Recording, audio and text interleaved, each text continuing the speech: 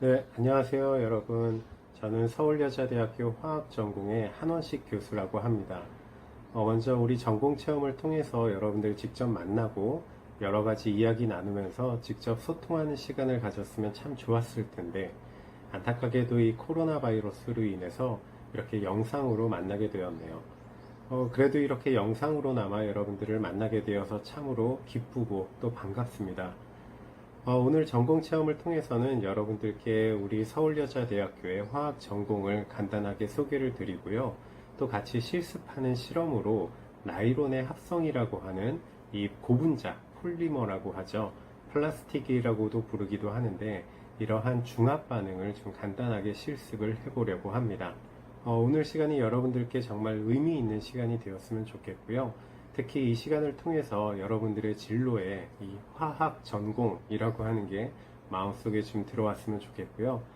특히 우리 서울여대 화학 전공에서 여러분들 만날 수 있기를 기원하고 또 기다리고 있겠습니다. 자, 그럼 오늘 간단하게 화학 전공에 대해서 소개드리고 그 후에 나이론의 실습 실험을 같이 진행해 보도록 하겠습니다. 시작하기 전에 혹시 여러분들의 진로나 또는 화학 전공에 대해서 궁금한 점이 있으시든지, 또는 뒤에서 하는 나이론의 합성에 대한 궁금한 점이 있으시면은 언제든지 저한테 메일을 보내주시면 가능한 빨리 답신을 드리도록 할게요. 자, 먼저 화학 전공에 대해서 좀 소개를 드리도록 하겠습니다. 보시면은 화학 생명 환경 과학부라고 되어 있죠. 저희 화학 전공은 2017년부터 생명환경과 함께 하나의 학부로 조직이 되었습니다. 저희가 이렇게 두 가지 전공이 뭉친 이유는 뭐냐면은, 어떤 화학과가 가지고 있는 기초적인 역량과 생명이나 환경이 가지고 있는 기초 역량을 융합해서 어떤 새로운 융합적인 지식인을 양성하기 위해서 2017년부터 학부 단위로 학사를 진행하고 있다, 이렇게 생각하시면 될 것 같아요. 그래서 학부로 입학을 한 후에 2학년부터 전공을 선택을 하게 되고요.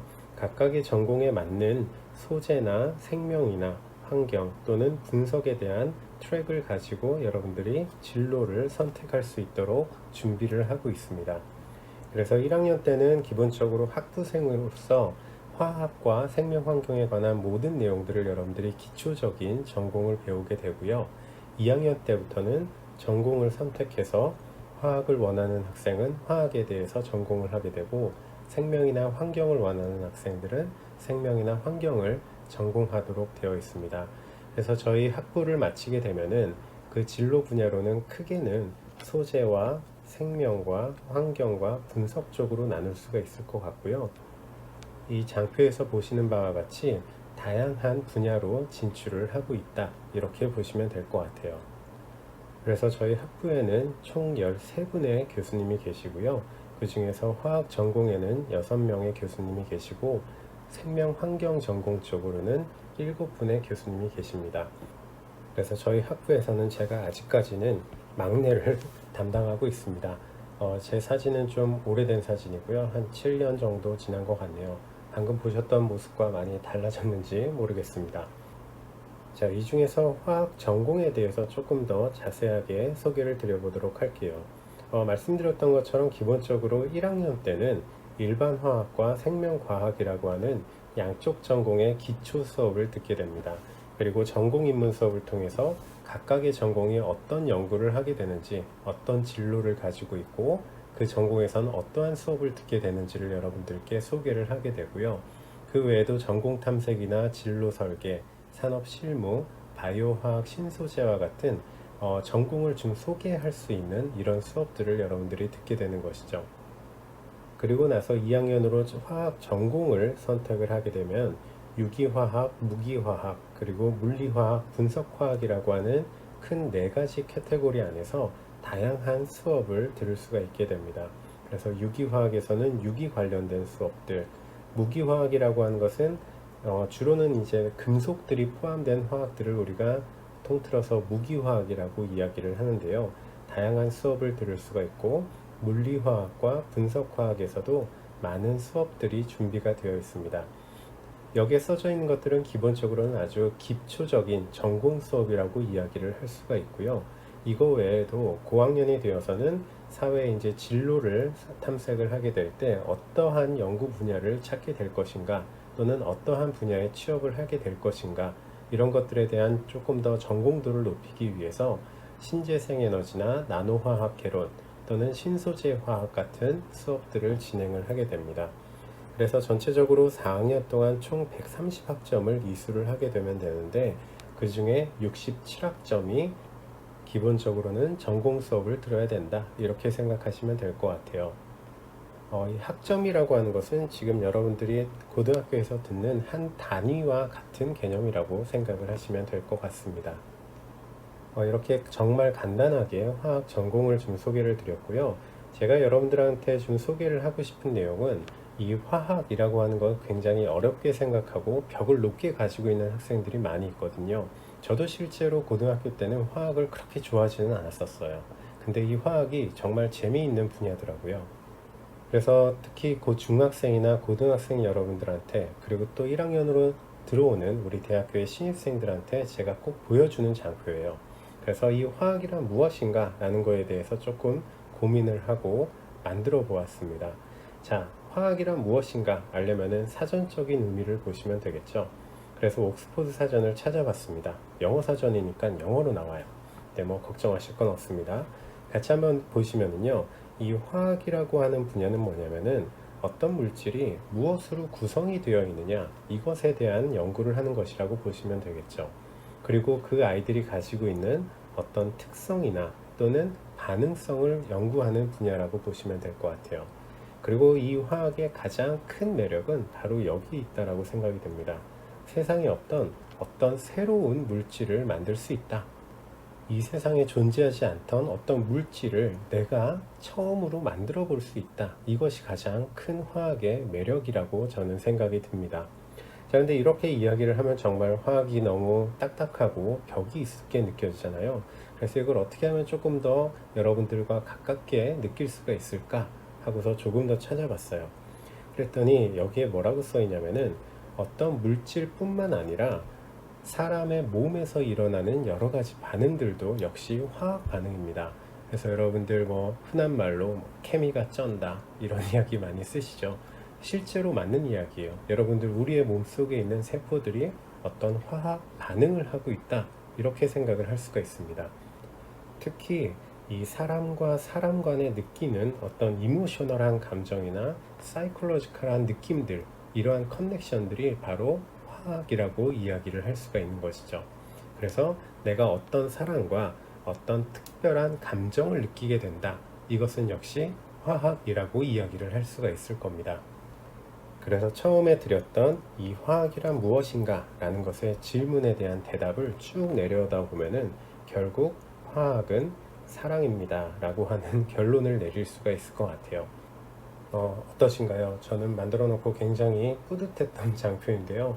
여러분들이 그만큼 화학을 좀 너무 어렵지 않게 생각했으면 좋겠다 라는 생각으로 한번 이 말씀을 드려봤어요. 그리고 또 한 가지 말씀을 드리고 싶은 거는, 어떤 좋은 사이클이 있다라고 생각이 듭니다. 제가 체험이라고 적어놨는데 이것이 뭐 화학일 수도 있고요, 또는 뭐 일본어일 수도 있고 영어일 수도 있어요. 어떤 거를 새로 배워나가는 과정을 한번 생각을 해봤을 때 가장 중요한 거는 뭐냐면은 관심이라고 생각이 듭니다. 어떤 관심이 생기게 되면은요, 사람은 궁금해져요. 저거는 어떻게 하는 거지? 또는 저 사람은 어떤 사람인지, 이런 관심이 굉장히 중요한 것이죠. 자, 그러면은 관심을 가지게 되었고 어떤 궁금증이 생겼어요. 그러면은 사람들은 그거를 알고 싶은 욕구를 가지게 됩니다. 자, 이제 욕구가 생겼으니까 뭔가 액션이 일어나게 되겠죠. 어떤 것을 알기 위해서 노력을 하게 됩니다. 그러면 그 노력을 통해서 우리는 어떤 무엇인가의 지식 습득을 할 수가 있게 돼요. 내가 알고 싶었던 게 10개였는데 난 2개밖에 몰랐어, 이러면서 좌절이 되는 게 아니라 그럼 나머지 8개는 뭐지? 라고 하면서 관심이 오히려 증폭될 수가 있다는 것이죠. 그래서 여러분들이 이런 좋은 사이클 안에 들어오면은 고등학교의 공부 정말 힘들잖아요. 저도 겪어봐서 알지만 여러분들이 조금 더 힘을 내서 내 관심사를 찾아가면은 여러분들의 고등학교 생활을 조금 더 효율적으로 할 수 있지 않을까, 이렇게 생각이 들어서 이 장표도 역시 소개를 드려봤습니다. 자, 그러면 제일 중요한 거는 관심이라고 했잖아요. 교과서를 보면서 너무너무 재밌어 이렇게 느끼기는 사실 어렵거든요. 뭔가 액티비티가 있어야 된다라고 생각이 들어요. 그래서 여러분들의 그런 액티비티를 느끼기 위해서 오늘 준비한 실험이 바로 나이론의 합성이라고 하는 부분입니다. 자, 제가 이 나이론의 합성을 여러분들의 전공 체험으로 선택한 이유는 뭐냐면은, 일단 실험이 좀 간단하고요. 그리고 또 굉장히 재미있기도 해요. 그래서 이 나이론의 합성을 통해서 고분자라고 하는 물질에 대해서 좀 이해를 하면 좋을 것 같아요. 자, 고분자는 뭐냐면요, 우리가 흔히 이야기를 하는 플라스틱들을 우리가 고분자라고 이야기를 합니다. 화학적인 용어로는 폴리머라고 이야기를 해요. 자, 이 폴리머 여러분들이 주변에서 볼 수 있는 것 중에서 아마도 제일 쉽게 볼 수 있는 것이 뭐냐면은 슈퍼에서 주는 이런 비닐 봉지를 생각을 할 수가 있겠죠. 이것도 역시 고분자이고 플라스틱입니다. 이거 외에도 우리 주변에는 플라스틱이 아닌 거를 찾기가 오히려 더 힘들어요. 그래서 이런 다양한 음료를 마시는 병들이나, 또는 우리가 쉽게 쓰는 이러한 그릇들, 또는 아이들이 가지고 노는 장난감, 그리고 또 여러분들 라면 좋아하시죠? 이 라면 봉지가 우습게 볼 게 아니에요. 사실 여기에는 총 3겹 정도의 비닐을 아주 밀착시켜서 만들어 놓은 아주 높은 기술을 요구하는 일종의 플라스틱 기술, 고분자 기술이라고 이야기를 할 수가 있습니다. 자, 이거 외에도 우리 소중한 핸드폰을 지켜주는 다양한 것들이 있고요. 또는 우리 섬유에 들어가는 것들도 역시 고분자라고 이야기를 합니다. 그래서 보시면은 오늘 우리가 실험해볼 나이론이 포함이 되어 있는 옷들을 여러분들이 보실 수 있을 거예요. 이런 다양한 고분자들이 있는데, 특히 요즘에는 다양한 디스플레이나, 또는 지금 여기에 보시는 것은 우리 인체에 밀착시킬 수 있는 일종의 기능성 고분자를 보여주고 있습니다. 그리고 이 외에도 이제 자동차도 철로 만드는 것이 아니라 다양한 고분자들이 자동차에 들어가서 아주 중요한 역할을 하고 있다, 이렇게 생각을 할 수가 있어요. 그래서 주변에 플라스틱이 정말 많습니다. 자, 그러면 이 고분자라고 하는 것이 무엇인지 정말 간단하게만 말씀을 드리면요, 이 고분자라고 하는 것은 말 그대로 높은 분자량을 가지고 있는 아이들이에요. 그래서 원래는 작은 분자들이 하나씩 하나씩 으쌰으쌰 모여가지고 결합이 이루어지면서 보통 이 저분자량 단위체라고 하는 것들은 분자량이 100 미만의 작은 아이들입니다. 근데 얘네들이 쭉 연결이 되면서 분자량이 10,000 이상이 되는 굉장히 덩치 큰 물질이 된다라고 보시면 될 것 같아요. 그리고 이러한 고분자를 만드는 방법을 우리가 폴리머리제이션이라고 이야기를 하고, 이거를 한국말로는 중합 반응이라고 이야기를 합니다. 말씀드렸던 것처럼 작은 분자들이 아주 반복적으로 합쳐지면서, 즉 화학 반응을 하면서 고분자가 형성되는 과정을 우리가 중합 반응이다, 이렇게 이야기를 하는 것이죠. 자, 이 중에서 오늘은 나일론에 대해서 우리가 조금 이야기를 해볼 건데요. 다음에 나오는 문장은 이 나일론이 맨 처음에 개발이 되었을 때 미국의 신문에 나왔던 소개글이에요. 자, 거미줄보다 가늘고 강철보다도 강한 나일론은 명주실보다도 가벼워요. 그리고 아름다운 광택도 나고 물에 잘 젖지도 않는 아주 좋은 특성을 가진 합성 섬유이다. 그리고 이 아이들은 공기와 물과 석탄으로 만들어진다, 이렇게 소개를 하고 있습니다. 실제로 이 나일론은요, 굉장히 가볍고요, 그 다음에 굉장히 높은 강도와 탄성을 가지고 있습니다. 그리고 흡수율과 투습률도 굉장히 낮은 어떤 기능성 폴리머라고 이야기를 할 수가 있죠. 그리고 요즘 세균 문제가 많이 있는데, 세균이나 해충이나 약품에도 굉장히 강한 아주 좋은 물질이라고 이야기를 할 수가 있어요. 아마 여러분들이 가장 흔하게 접할 수 있는 제품으로는 바로 스타킹이 나일론으로 만든 겁니다. 이 나일론으로 만든 스타킹이 최초로 상업화되어서 판매가 된 것은 1940년인데요. 이때 스타킹을 사려고 사람들이 거리를 아주 가득 메웠다고 합니다. 자, 이렇게 대단한 물질인 나일론을 우리가 아주 간단한 실험을 통해서 오늘 한번 만들어 보도록 할게요.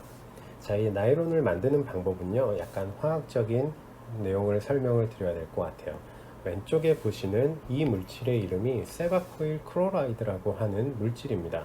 그리고 오른쪽에 있는 이 녀석이 헥사메틸렌 다이아민이라고 하는 끝에 NH2기를 가지고 있는 화학 물질이에요. 자, 여기에다가 수산화나트륨을 촉매로 사용을 하게 되면은, 자, 얘네들의 구조를 보시면 여기 괄호를 하고 N이라고 적혀져 있죠. 뭐냐면은 요 유닛이 N개는 보통 1000, 만 이 정도 됩니다. 그러니까 요 유닛이 1000개, 10,000개 쭉 연결이 되어 있는 것이 바로 폴리머라고 생각을 하시면 되겠죠. 그리고 여기 보시면은 나일론 610이라고 우리가 명명을 하게 되는데요. 이 610은 뭐냐면은 여기에서의 6는 이 헥사메틸렌 다이아민이 가지고 있는 탄소의 개수예요. 여기 보시면은 CH2가 6개 되어 있는 거니까 얘는 실제 구조는 NH2가 있고 중간에 탄소가 6개가 들어가 있는 구조입니다. 그리고 마지막에 NH2가 있는 것이죠. 물론 여기는 수소가 모두 2개씩 들어가 있는 상태가 되게 될 거예요. 자, 그러면 이 헥사메틸렌 다이아민에 들어가 있는 수소의 개수가 1개, 2개, 3개, 4개, 5개, 6개입니다. 마찬가지로 세바코일 클로라이드의 탄소의 개수를 보시면은 중간에 8개의 탄소가 있고 그 옆에 CO 그룹에 있는 탄소 하나, 그 옆에 있는 탄소 하나에서 총 10개의 탄소가 있죠. 그래서 이걸 우리가 나일론 610이라고 명명을 하게 되는 것이죠. 자, 우리가 이 실습을 할 때 이 헥사메틸렌 다이아민이라고 하는 것은 물에 녹일 것이고요. 그 다음에 세바코일 클로라이드라고 부르는 염화 세바코일은 물이랑 섞이지 않는 용매, 오늘은 다이클로로메테인이라고 하는 유기용매를 사용을 할 거예요. 이건 여러분들 쉽게 생각하시면은 물이랑 기름은 잘 섞이지 않죠. 그죠? 두 개를 같이 넣어 놓으면은 얘네들은 섞이지 않고 하나의 계면이 만들어지게 됩니다. 그래서 이 양쪽의 레이어가 만들어진 접촉면에서 중합 반응이 일어나기 때문에 이것을 우리가 계면 중합 반응이다, 이렇게 표현을 하게 돼요. 나일론이 중합되는 모습을 그림으로 한번 표현을 해보면요, 아래쪽에는 다이클로로메테인이라고 하는 유기용매에 녹아져 있는 헥사메틸렌 다이아민 층이 있고, 그 다음에 여기에 위쪽에 있는 층은 세바코일 클로라이드가 녹아져 있는 수용액이라고 생각하시면 돼요. 자, 그러면 여기 계면에서 계속 폴리머가 만들어진다라고 생각을 하시면 되고요. 이 만들어진 고체 물질을 여러분들이 쭉 계속 뽑아내면은 이게 바로 나일론이라고 하는 고분자이다, 이렇게 생각하시면 될 것 같습니다.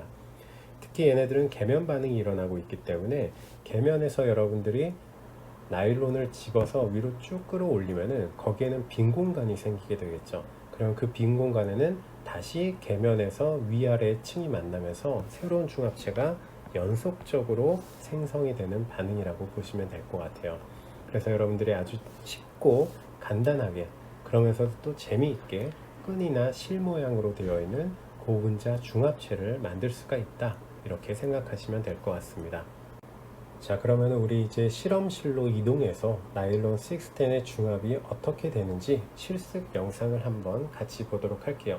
실험실에서 만나요.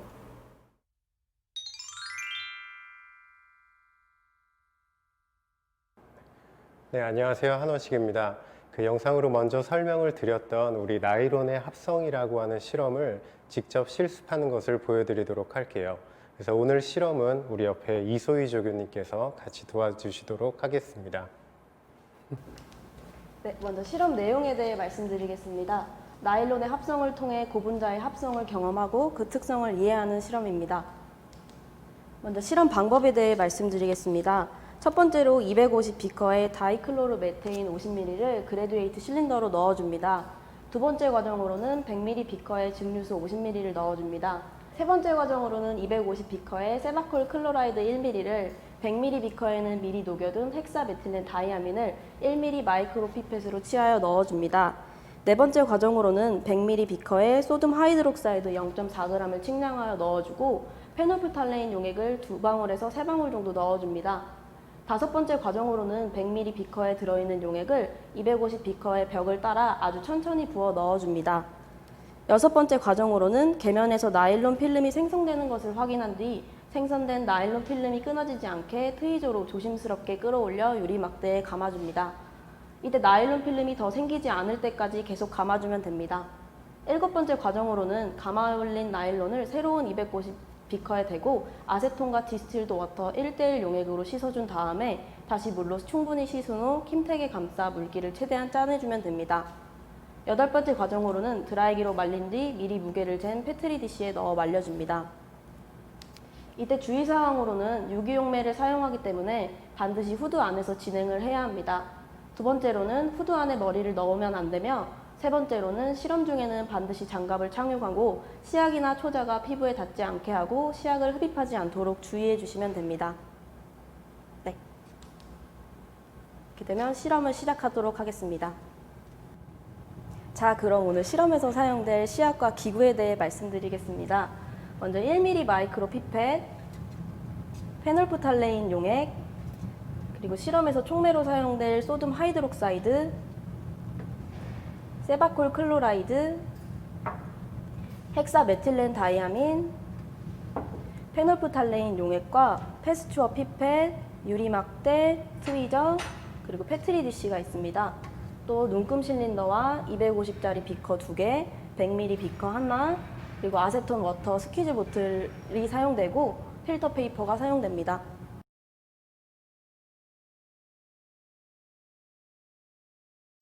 첫 번째 과정으로는 250 비커에 50ml 다이클로로 메테인을 눈금 실린더를 사용하여 측정합니다.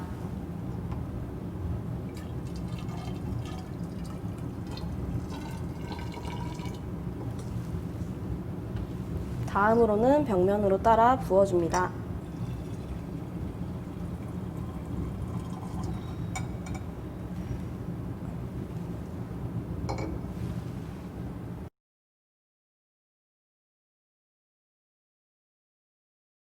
두 번째 과정으로는 100ml 비커에 그래듀에이티드 실린더를 사용하여 물을 50ml 측량해 줍니다.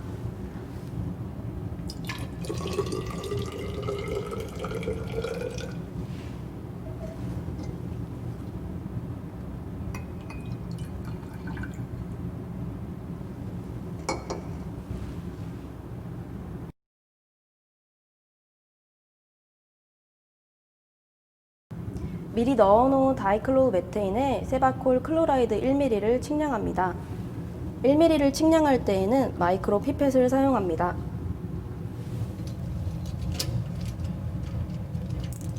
네, 마이크로 피펫을 사용할 때에는 피펫 팁과 함께 사용합니다.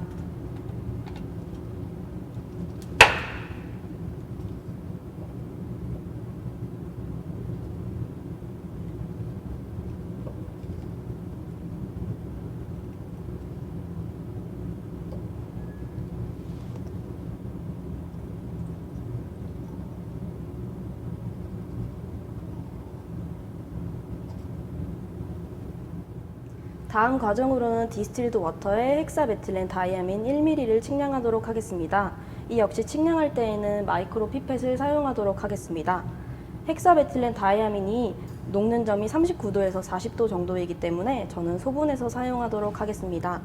여러분들이 사용하실 키트에는 용량이 정해져 있기 때문에 드라이기로 말린 후 바로 사용하시면 됩니다.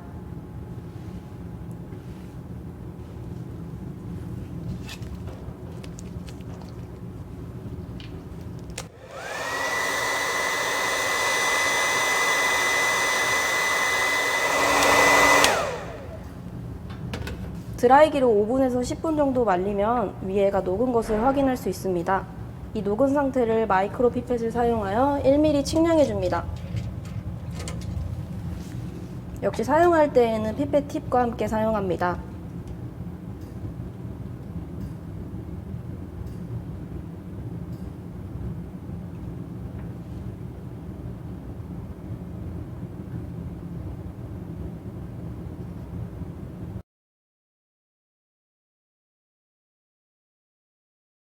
다음 과정으로는 소듐 하이드록사이드 0.4g을 측량하도록 하겠습니다. 측량하기 위해서는 탑로딩 밸런스를 사용하겠습니다. 먼저 탑로딩 밸런스 사용법은 저울의 전원 버튼을 누른 후 페트리 디시를 올려놓습니다. 이때 페트리 디시의 무게가 측정이 되는데요. 테어 버튼을 눌러서 0점 조절을 할 수 있습니다. 0점 조절이 모두 되었고 수평이 안정화될 때 0.4g을 측량해 줍니다.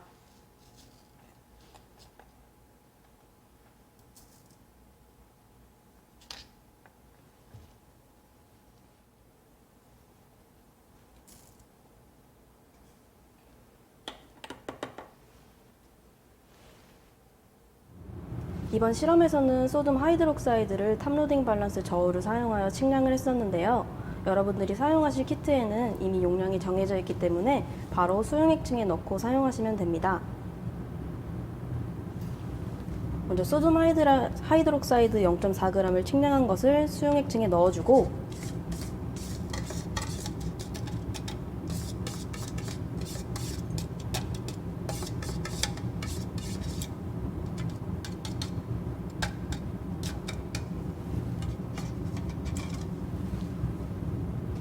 페놀프탈레인 용액을 2방울에서 3방울 떨어뜨립니다. 사용할 때에는 패스츄어 피펫과 벌브를 사용하겠습니다.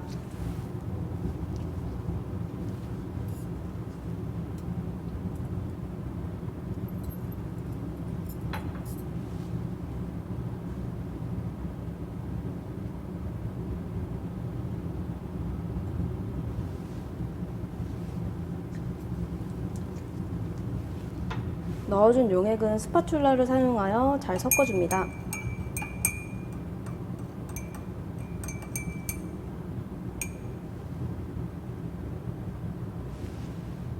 이번 실험에서 페놀프탈레인 용액을 사용한 이유는 색변화를 관찰하기 위해 사용되었습니다. 여러분들의 키트에서는 페놀프탈레인 용액이 아닌 식용색소를 사용할 것입니다.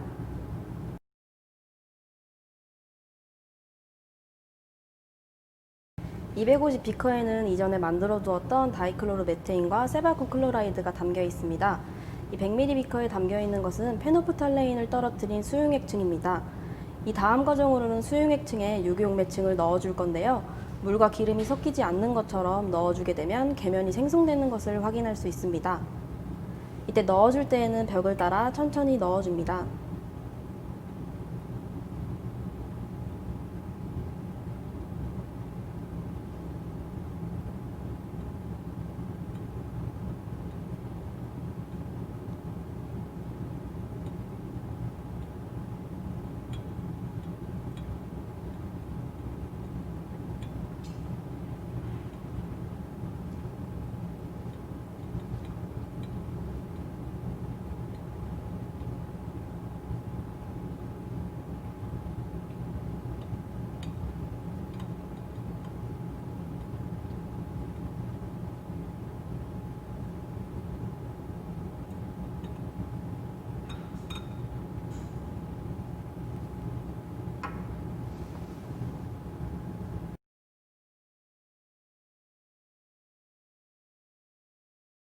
두 물질이 계면에서 만나게 되면 중합반응을 일으켜 나일론이 생성되는 것을 확인할 수 있습니다.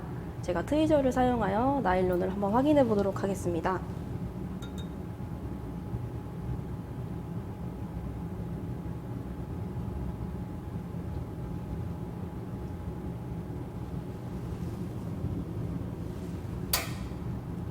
네, 나일론을 천천히 유리막대로 감아주면 됩니다.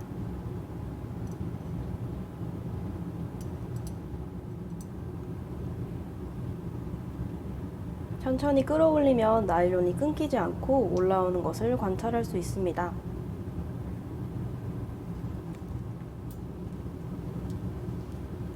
나일론이 모두 생성됐는지 트위저를 사용하여 다시 확인해 줍니다.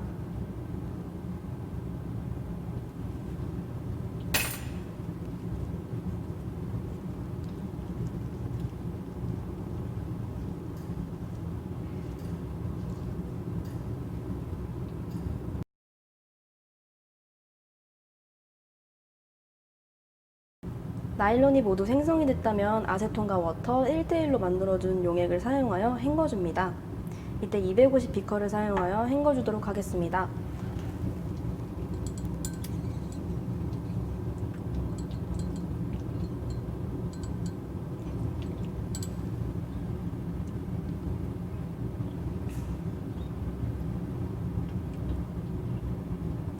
아세톤 또한 유기용매이기 때문에 사용할 때 주의하셔서 사용하시면 됩니다.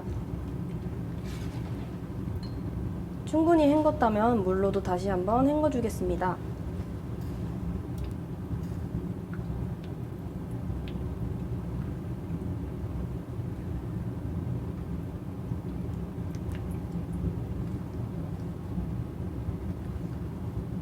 모두 헹군다면 휴지를 사용하여 충분히 물기를 닦아주도록 하겠습니다.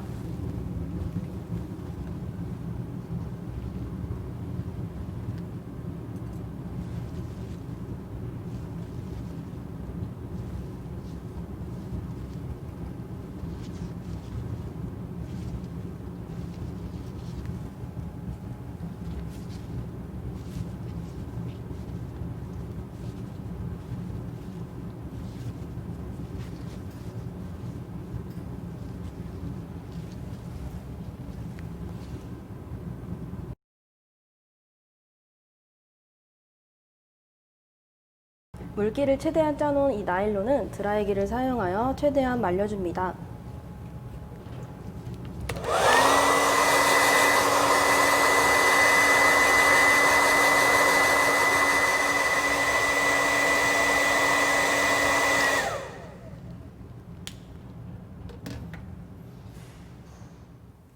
물기를 최대한 짜낸 나일론이 얼만큼 만들어졌는지 확인해 보도록 하겠습니다.